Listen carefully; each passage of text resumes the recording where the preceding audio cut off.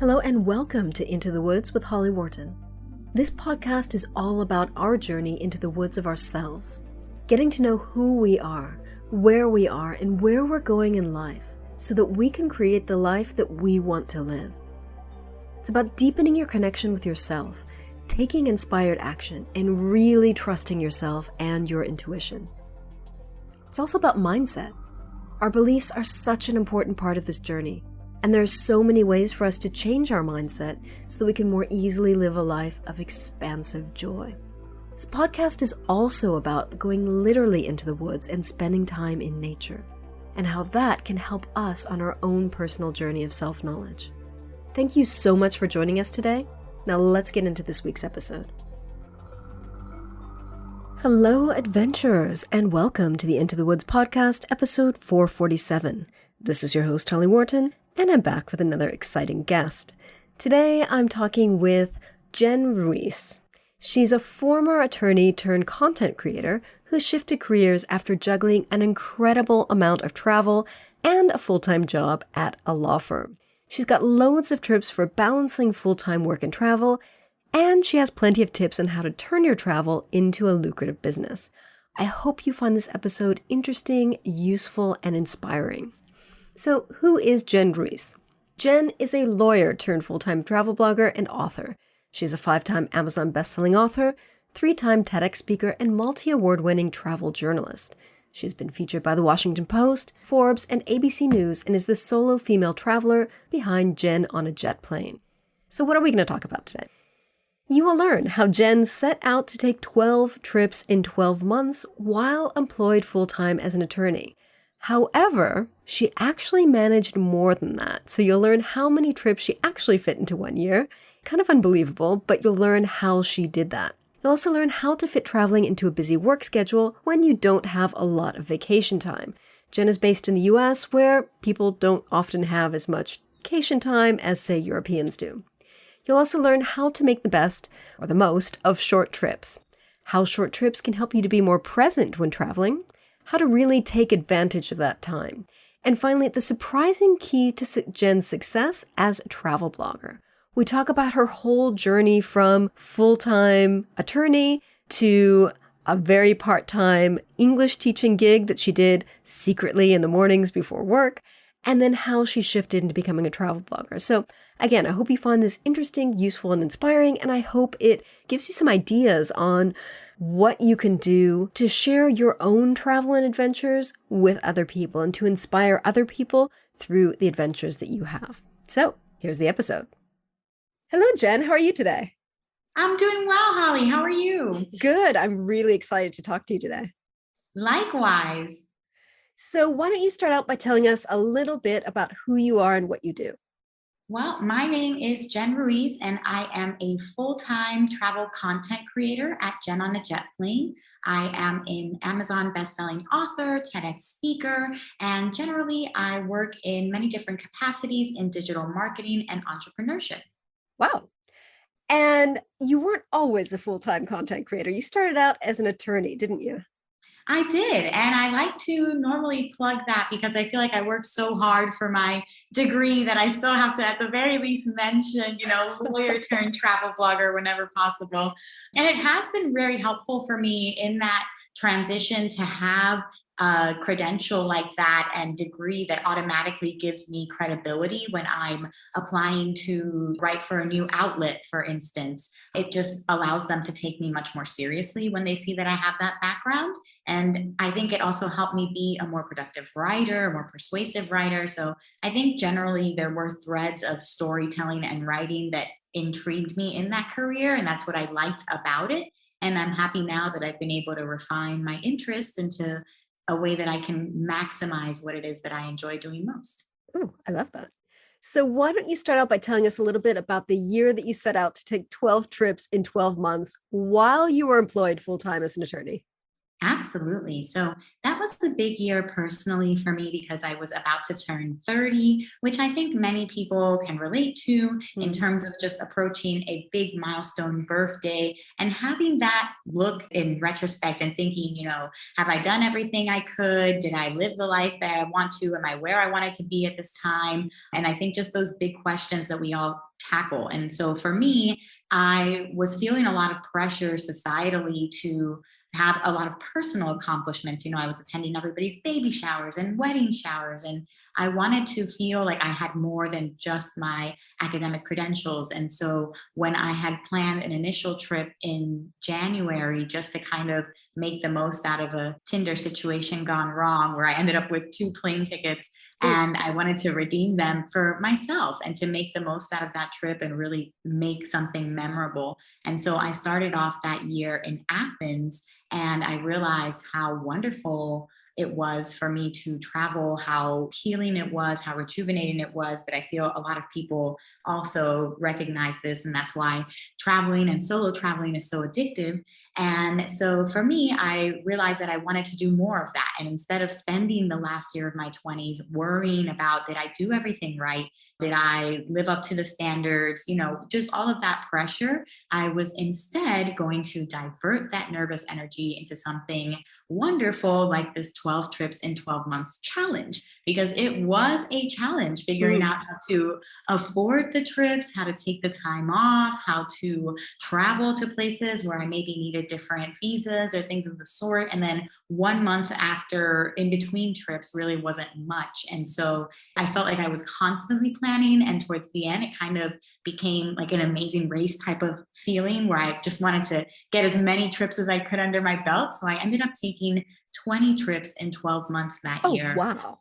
It was crazy. And I just started doubling up towards the end. I definitely couldn't maintain it towards November in the home stretch. I had double booked myself in the early Veterans Day weekend because I was taking any holiday weekend possible and Mm. adding 1 or 2 days off to that to be able to maximize my vacation time, especially because I had moved from a private firm to a nonprofit where I had more reasonable holidays. So I Mm. had 10 days off, and I had most bank holidays like 4th of July and Thanksgiving and just all these things that I never had as a private attorney who worked on Christmas days.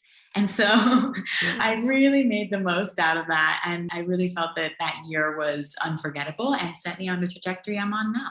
So what were those 20 trips? I don't expect you to like list all of them for us, but like what were some of the highlights of those 20 trips? Absolutely. Some of the most memorable. So I went to Greece twice, once Wow. to Athens to start the trip, and then again to the Greek islands, which were beautiful. The south of France, right in the peak July, because I wanted to go to lavender fields and see them in full bloom. And I really wanted to let my desires navigate where it is I was going and give myself permission to pursue all of these things that I said I wanted to do, but maybe would do one day and try to make that day today. I went to the Grand Canyon. I went to Aruba where I swam with sea turtles. I was in Toronto where I had brunch with a chopped champion and was able to treat my parents to that experience as an influencer that was there promoting the hotel. And then a bunch of other really amazing trips just all over Iceland. I went into a volcano. Ecuador, I swung off the edge of the world. Epcot, I was sitting VIP at a taping of The Chew, and that was kind of a sick day mischievously that I took off. And I really never regretted spending that day in Orlando and at that VIP taping versus in my office. The hot air balloon festival at Albuquerque, that was amazing. Flying up with 300 other balloons at 4 a.m., that was incredible. So a lot of really great experiences, and just the feeling that I came away with was that I was invigorated by travel, that I enjoyed making these connections abroad, and then I could potentially find ways to monetize what I was doing. Mm. And so where were you based in the world geographically while you were doing this? I was based in South Florida in Mhm. Naples, and the closest airports to me that I usually took were Fort Lauderdale and Miami. So it was still about a 2 hour drive to or from the airports to leave and even take these short trips. But like somewhere like Cuba, that was only a 90-minute flight. Aruba was, an hour flight or so, the same. And it was easy for me to get places because I had these big international airports, Orlando, if I needed to, a longer ways, but still accessible. And I would just kind of power through and drive back at 3 in the morning and go to work at 9. Wow. It was exhausting, but it definitely wasn't sustainable with the full-time job and being in court and managing a full caseload. And I ran out of all my sick days. And so I was looking at maybe another year before I accumulated those again. And so that was the Hmm. point where I was like, "Oop, I guess now's a good time to take a leap." Um, and I had a feeling that it was going that way. So I had wanted to test the idea of monetizing different products online. And I published my first book on how I found affordable flights throughout that whole year, because I had been featured in the Washington Post for just that. And I had been sharing information about that. So I saw that a lot of people were interested in learning about that. And I made the first book that I self-published about that. The book did very well. It ended up becoming a bestseller, and it showed me that I was able to make money online. So this was something that I knew I could devote my time and energy to build and scale. And it gave me the confidence to later put in my notice by April of that next year. Wow. Okay, so let's dial it back a little bit. So you actually didn't have that much holiday time compared to, say, Europe, which is where I live. And I know the United States isn't known for its generous holiday leave. So, how did you fit? What were the logistics? It sounded like you were just kind of tacking on some like sick days and holiday days on the ends of weekends. Is that what you did? Absolutely. Ends of weekends, ends of long weekend, any kind of random bank holiday that we would get, and trying to make the most. So I would definitely look down at my calendar and see what are the days that we're already getting off. For instance, we had a gratuitous day off on Monday before 4th of July on a Tuesday Mm, that allowed me to tack on 2 days to that extra long weekend and take a 6-day trip to the south of France. And nice. so it was definitely difficult because we have usually 10 days of just days off in a year. And Mhm. then sick leave, as it can either be taken from that or part of those 10 days, or those 10 days are just for sick leave. So it really depends on the company that you're with. And then the holidays are dependent as well. As I mentioned, I've been part of law firms where they don't give you or serve holidays. So Yeah. it can be really difficult to find time off. And that's why it's great to know what are some locals closer to fly to destinations near you. If you're on the southeast coast of the US, like I was in Florida, the Caribbean is an easy target with flights under an hour and a lot of major airports there. If you're in Texas, somewhere like Mexico is an easy getaway, or Mm. anywhere in Central America, really, in LA or California, maybe somewhere like Alaska or Hawaii could be a quick getaway. So there's a lot of ways that I think people can find new adventures within a close proximity Mhm. and make it worthwhile, even if it's only for a short amount of time. Yeah. And I think that's really notable is that you were taking a lot of international trips. Yes. And so Um, that's really impressive that you were able to fit so many international trips into such kind of short little time chunks. Thank goodness for red eye flights. Yeah. Yeah, it really wasn't too hard from the East Coast to hop the pond to Europe. It's about an Mhm. 8-hour flight either way. And I would take advantage, at the time, Norwegian was offering these Yeah. really affordable transatlantic flights. And there are a lot of new airline now that are coming up to compete with that and continue to offer that. I think Play is one of them, and they're maybe Ireland based. And so there are a lot of really great ways to get around. And I think once you're in the area, like definitely I would take a flight to London and go from there, because London has so many cheap flights to so many other places. So if you can Mhm. find a nonstop flight to London, you've already gotten 90% of the way. And so it was something where I would just take advantage of any opportunity, depending also on where the cheap flights led me.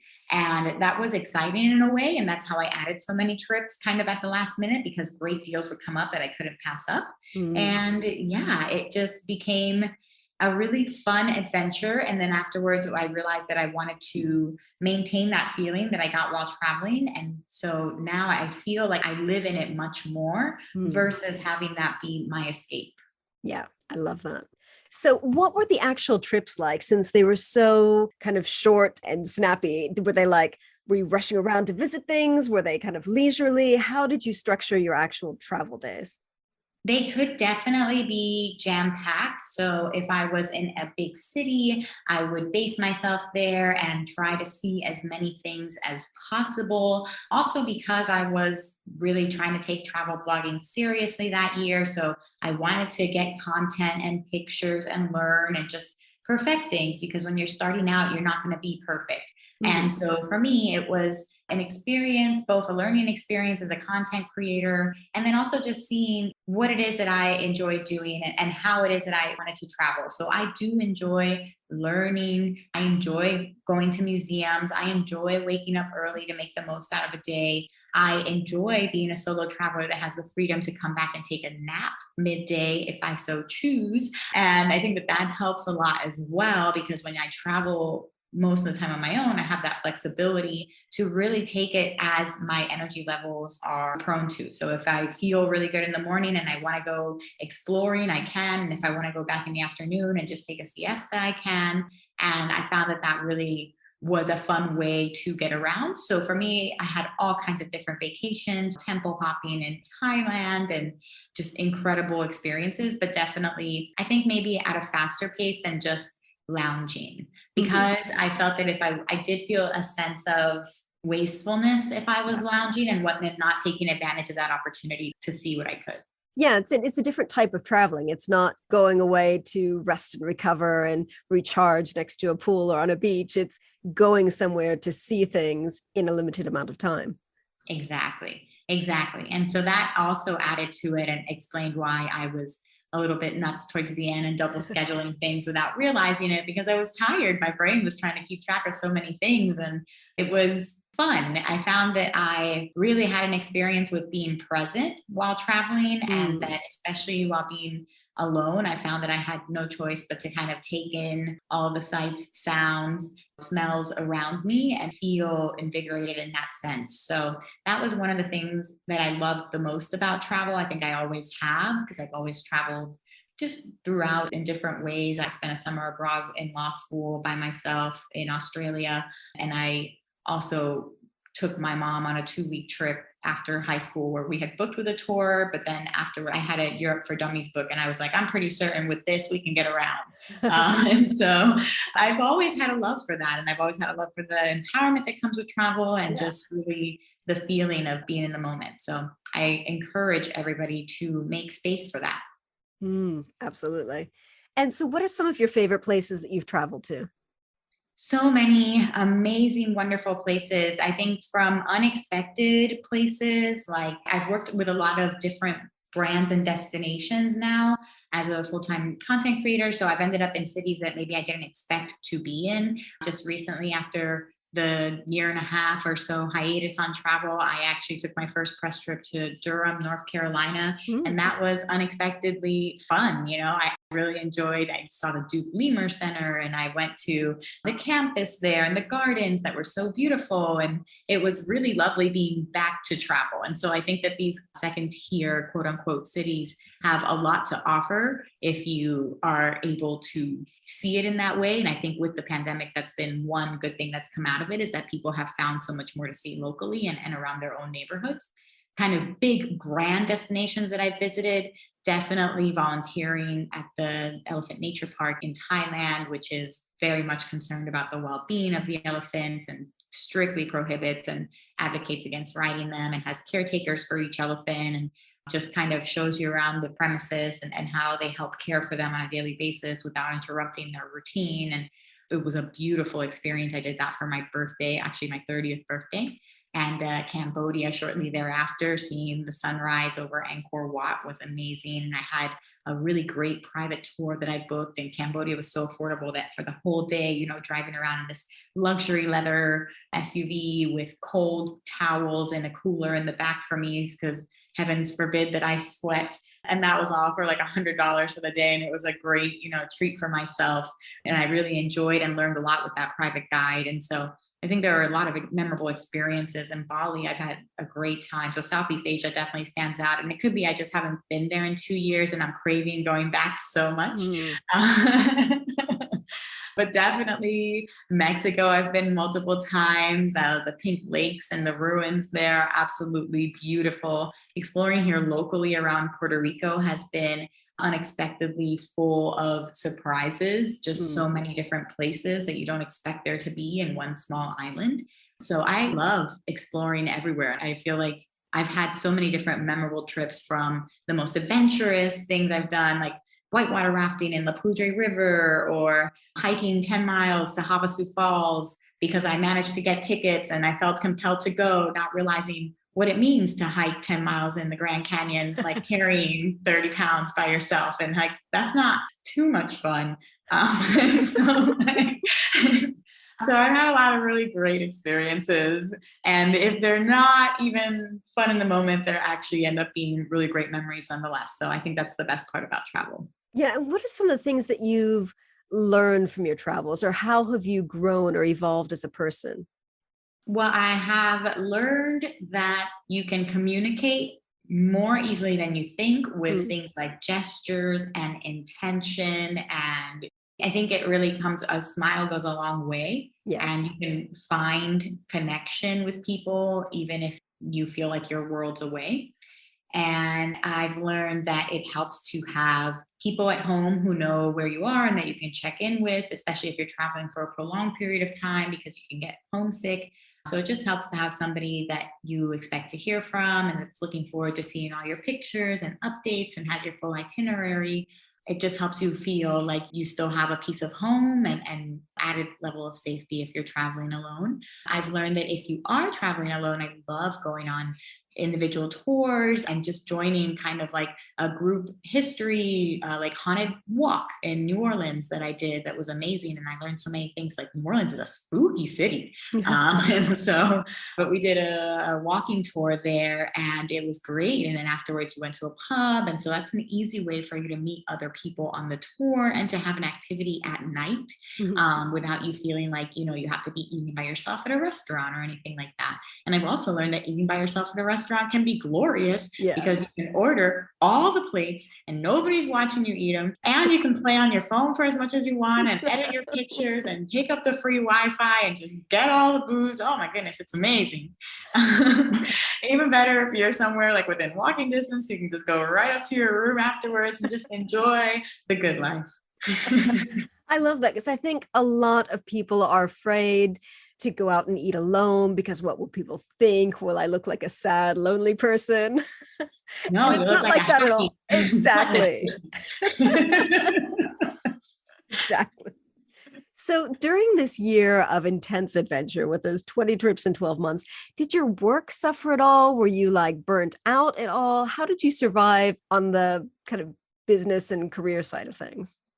It was interesting because I was starting to see my blog grow and I was starting to see myself get featured in things and putting a lot of time into that aspect professionally. One of the 20 trips was to Huntsville, Alabama for my very first travel bloggers conference. I remember lamenting that I ended up spending more to fly to Huntsville, Alabama from Florida than I did to fly to like Cuba or Aruba. And how ironic that was. And I loved it. I went to a travel writing class with a really renowned travel writer down George, who was just fantastic. And that small group intensive, I'm still friends with a lot of the people that attended, if not all of them. It is a conference that I now speak at regularly. Nice. And I'll actually be at the conference this April in Washington State. So I'm excited. I want to see some tulips while I am there. I really, want to mimic my Holland experience over there. And so it was a moment where I saw that I was taking the business more seriously. And I think that was a big part of what helped me make the transition, was that I had that in my pocket and that I knew I was making the right strong foundations, that even if I had to live for a while off of a salary teaching English online, which I had begun doing secretly, very secretly in the mornings before work, because we couldn't do anything like kind of in person. Like I couldn't be waitressing and then also being an attorney, so that I had to just do it from like the computer in my home and with kids in China, in a whole other country. So there was no issues. And I was able to make $20 an hour doing that. And so I knew that if I quit, I could still support myself if I needed to with that money. So also having kind of a steady way to make money online while I was building my digital income streams was really important. Mm. So you've talked a little bit about how you made that shift from full-time attorney to full-time content creator, but was there a tipping point where it was like all of a sudden things shifted and you started getting a lot more momentum? Yes. So after I went full time, that would be in 2018. I attended a conference that summer in Europe where I had a little mini breakdown on the side of a mountain in the middle of the Czech Republic during a massive heat wave, where I asked myself, where my little brother, who had never even graduated, like didn't have any degree, had just gotten offered a job making like $80,000 in New York City. And he's like 4 years younger than me. And I was like, where did I go wrong with my life? What am I doing here? I'm stranded on this mountain. So I had this little breakdown there, but it was a good trip to go on because I was able to attend a full day SEO workshop. And that helped me narrow down kind of what I was doing as a travel writer, at least a blogger, because travel writing is different. I think there's narratives and there's storytelling there. But as a travel blogger, your main goal is really to get eyes on your website, because that's how you monetize your website. And to do that, the best way to do so is to master how to show up on Google search results. So I spent a 1-day intensive workshop learning how to do this. I put what I learned there into action. And 6 months later, I had enough views to my website to qualify for a publishing network called Mediavine. And so they have been excellent and are a steady source of income for me and have long been now. I just hit my 3-year anniversary with them today, actually. So yeah, it was great. And they give you a 1% loyalty bonus every year. So it's always really nice to see that slight bump in incomes and earnings. So that was definitely a big milestone for me. And that was a big turning point for me professionally, was actually being able to monetize my website. Because at that point I knew food bloggers, like everybody eats. And so recipes get so much traffic, and food bloggers that learn how to monetize their sites, that's why you have to scroll down past everybody's 500-word story about the recipe and, how they got the ingredients and everything you need to know about the ingredients before you get to the actual recipe, and like 5 videos along the way. Because they're getting money for all of that along the way, because food bloggers, they get paid so much money in ad revenue. They can be making, $500,000 or more. I know there's this woman who has a site about chickens and like raising chickens. And apparently that's a really easy field to dominate, because I guess there's not a lot of competition and a lot of eyes or people that want to know about making your own chicken. I mean, I can't blame them. I love fresh eggs too. And so that woman makes so much money just off of the daily revenue that she gets on the traffic to her site. And so being able to monetize my website was a big turning point. Getting my first paid travel campaign was a big turning point, even though it was a small amount, but getting paid, $100 per day in addition to having all of my expenses and my flights and everything comped. It was like, wow, like somebody wants to pay me to travel. Like that's what I'm talking about. And so those were big milestones for me along the way. So when you talk about monetizing your website, so is that like pay-per-click advertising? Yes. So I have an advertising network, Mediavine, and there's multiple advertising networks: Ezoic, AdThrive, Google AdSense, even though they don't really pay you as much, She Media. So there's many different ad networks. And what they do is they serve as the intermediary between yourself and then the ads that are shown on your page. And that's why the ads can vary. The ad network will serve as the intermediary between yourself and the ads displayed on your site. And that's why sometimes other people will see different, well, not sometimes, all the time, they'll see different ads on the site depending on who it is that's clicking, because there'll be different bids. And so they just kind of run that space for you, that ad space, and they place ads on your site, and then different bidders can insert their stuff into that space. And then you get paid on a RPM basis. So per 1,000 views to your site in a day, let's say, you would get a certain amount of money. And this can range anywhere from like $35 to like $150, like per 1,000 views in a day. So let's say you're somebody who has like 5,000 views in a day and you're ranging $100 a day. That could be per 1,000 views, that could be $500 in a day that you've made in passive ad income, just for having these articles up on the web that people are looking for. And so the best way to increase that is to, well, first you would have to have a website where you're providing information. Secondly, you have to have a niche as to what that website is sharing information about. And that could be anything, right? It could be the chicken lady with the how to raise chickens. It could be how to do at-home fitness. It could be how to do your own makeup. It could be a recap of all the best Netflix series that have come out. You know, it could be literally anything you want it to be, but it has to be something that you're an expert in, that you have interest in writing a whole lot of related articles about, and that you can really curate content on. And then from there, you would just you would create more content, ideally SEO driven content, because I think a lot of mistakes that travel bloggers make in particular is that they're kind of sharing the old school mentality would be kind of like a diary about your trip. And that's not helping anybody, right? So the whole point of your articles being found and how they're going to be ranked is that they're helpful to others. So if you write with others in mind and think, what would other people want to know before going on this trip or while on this trip, or what information would be helpful to them, then that becomes a whole different type of writing. And then you should ideally be writing knowing that there are people asking this question that you are answering, versus just kind of writing willy-nilly and hoping that people find your article and think that it's interesting and share it, because that's not a good business strategy. So instead of just being like my super cool time in the south of France, you would look and you would do keyword research, and it would say maybe something like how to see sunflower fields in the south of France, or maybe people want to know how to visit certain sites in the south of France, or the best art in the south of France. So see what it is that people are looking for, and then that way you can write content tailored to that audience, and you can make sure that you're answering a question that's actually in high demand. That's how you end up using your expertise to drive traffic and ultimately use your website to gain passive income. And I think it also makes it a lot easier to come up with topics for your website, because you know that it's stuff that people are actually looking for and actually interested in. Absolutely. And this isn't hidden. I mean, you can see it when you Google a question. First, you have the suggested queries that Google will immediately suggest when you start typing. So you can see there kind of what the most popular inquiries are.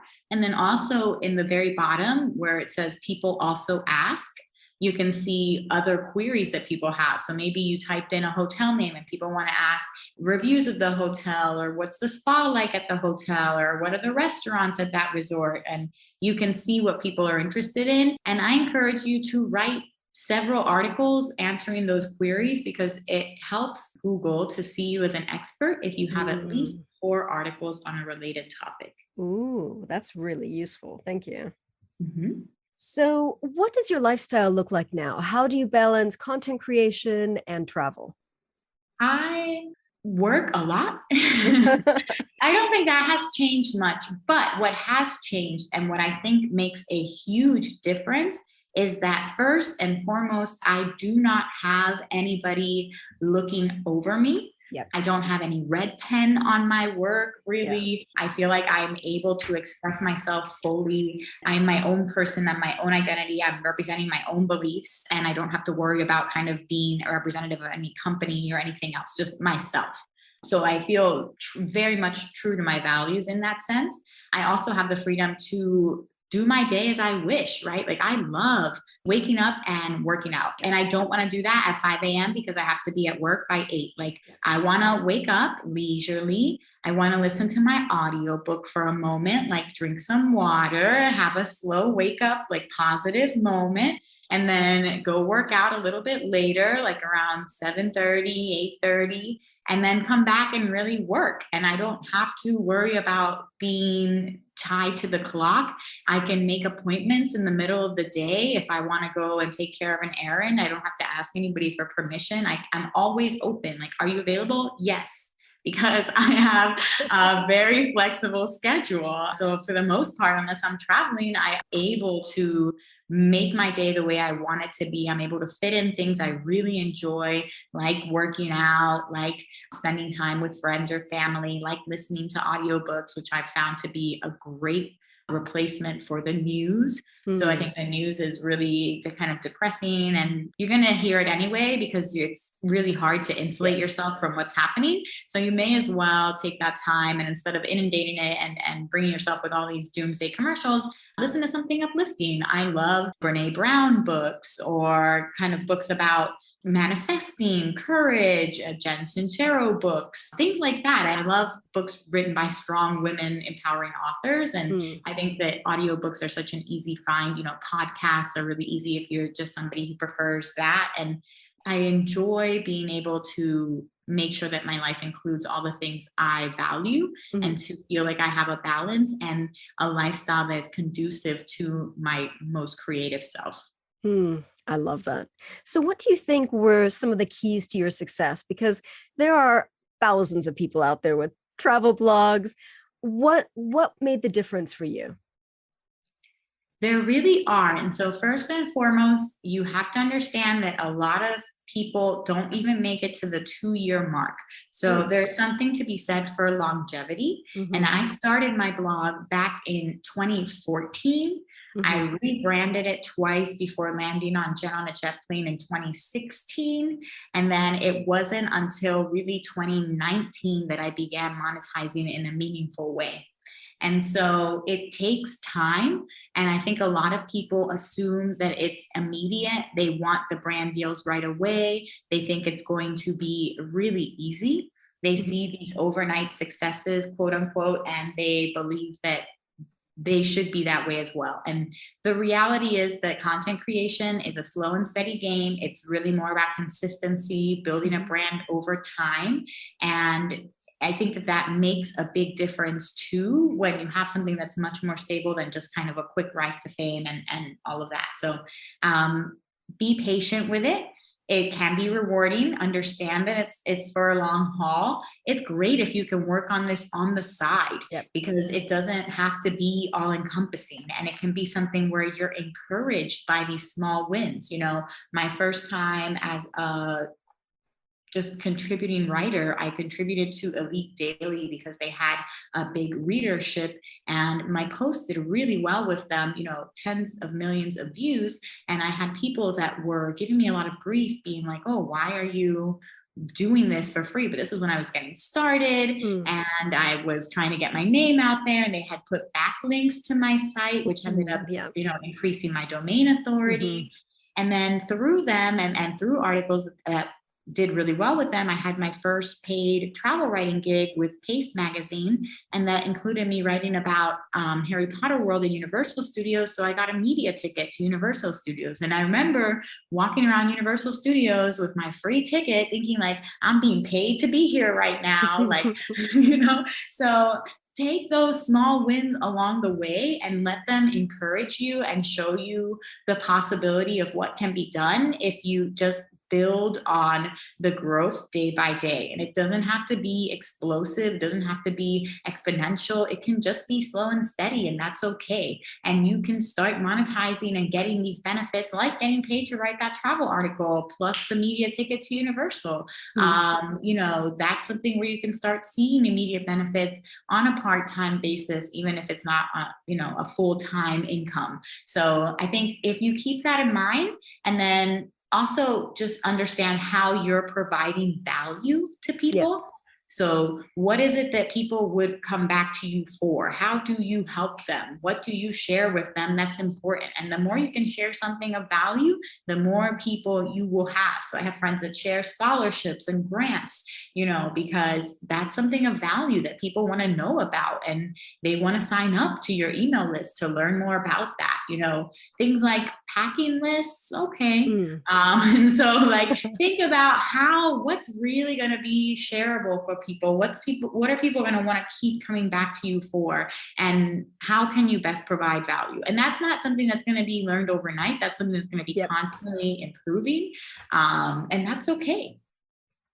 Yeah. And I think it's going to be different for everyone. And I think when you find your own particular flavor or brand of providing value, I think that's when it starts getting juicy.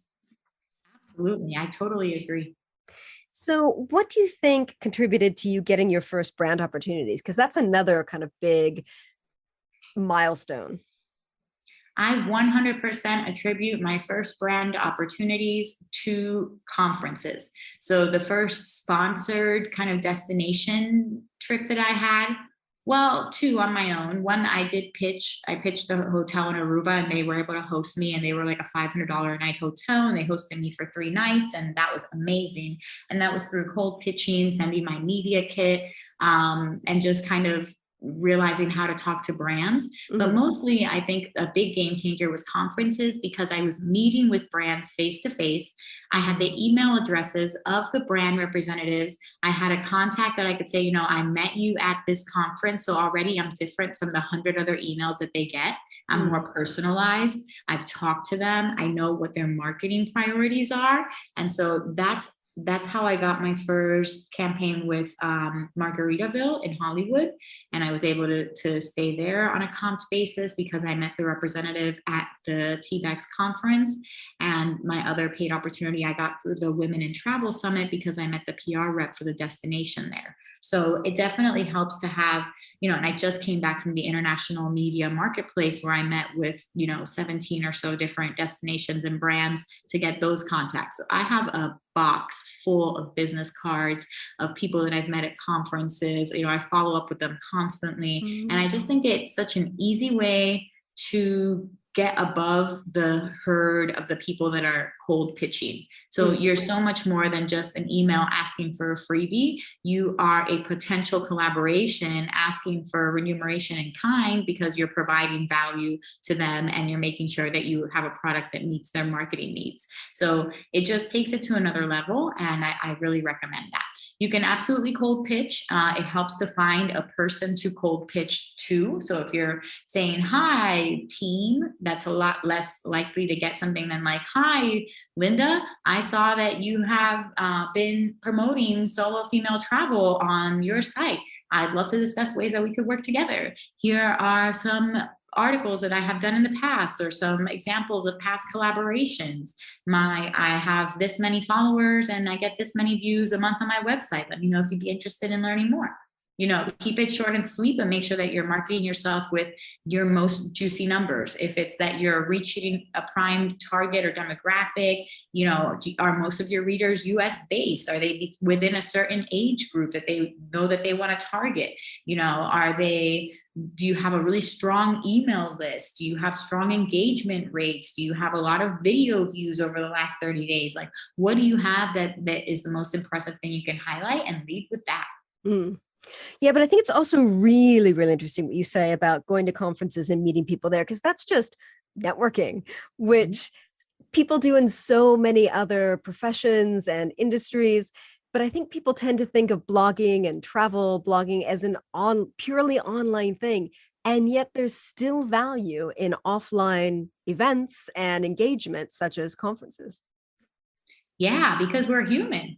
Yeah. And so I think there's definitely value there. When you're emailing somebody that you don't know, you're just another blank email to them. There's not a face behind that name. And if you're somebody who doesn't have a lot of followers, there's still that opportunity to land deals if you have that close connection. If you met someone at a conference and you really hit it off and you're both from the same hometown, or you both happen to love cheese curds, like these are little things that make a big difference and really ingratiate you to a person that can have a lot of pull to bend the requirements, and make exceptions for you and get your foot in the door, and potentially be a good referral for you moving forward as well. So I've definitely had that, where people that I've known from these conferences have not only become colleagues in different professional agencies, like I'm part of the Society of American Travel Writers, and I'm on a board with different PR reps from destinations and that I've worked with in the past. And so you come to know them in all different capacities. And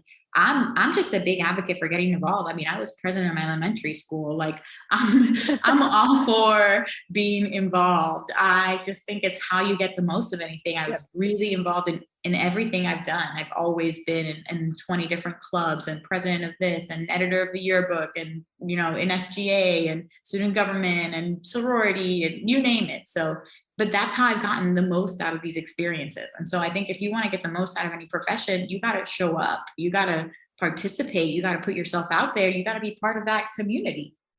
Absolutely. So Jen, you have written 5 books and you've told us a little bit about the first one. Can you tell us about your books and what they're about and how they're doing? Absolutely. So the first 3 were part of a Travel More series, kind of addressing the excuses that everybody has on why they can't travel. The first one, I can't afford to travel. The second one, I don't have any time to travel. And the third one, I don't have anybody to go with. So I have the Affordable Flight Guide, You Need a Vacation, How to Travel with a Full-Time Job, and the Solo Female Travel Book. The Affordable Flight Guide and the Solo Female Travel Book are both readers' favorite award winners. And I also have the beginnings of a new series on remote work. So the first one is 25 Ways to Work from Home. And the second one is From Blog to Business, teaching you kind of the things that we've talked about here today on how you can take your blog from just a part-time hobby to a full-time income online. And so those are all available for sale on Amazon under my writer's name, Jen Ruiz. Fantastic. So thank you so much for joining us today. I think it's very inspiring. I mean, I've been blogging for 1,000 years, but never full time like that. I've been doing like lots of things and juggling lots of plates, but I think ultimately part of my dream is to be a full-time blogger and writer. I've written a few books myself. So it's very, very appealing what you talk about. So Jen, where can people find you online and learn more about what you do? I am at jetonajetplane.com. You can also find me on TikTok, Instagram, Twitter Spaces recently, under the same handle at Jen on a Jet Plane. Fantastic. And what's your favorite social network? I would say TikTok currently. Really? Yes, it's just been really good for traffic, exposure, brand campaigns. A lot of brands are trying to get on TikTok now. So it's been really lucrative. I manage a TikTok account for a coding boot camp, even though I know nothing about coding, but neither do the people that are signing up for the boot camp. So it works. And that's a really great income for me. And so there's a lot of ways I've monetized that account, especially now during the pandemic with that kind of quote unquote pivot that everybody has to do. And so TikTok was a way for me to do that and still create content that can be repurposed to other channels. So it's been a surprising place to be. And I do think that as a small business owner, there's value to being on there. Absolutely. Well, thank you so much for joining us today. It's been a pleasure.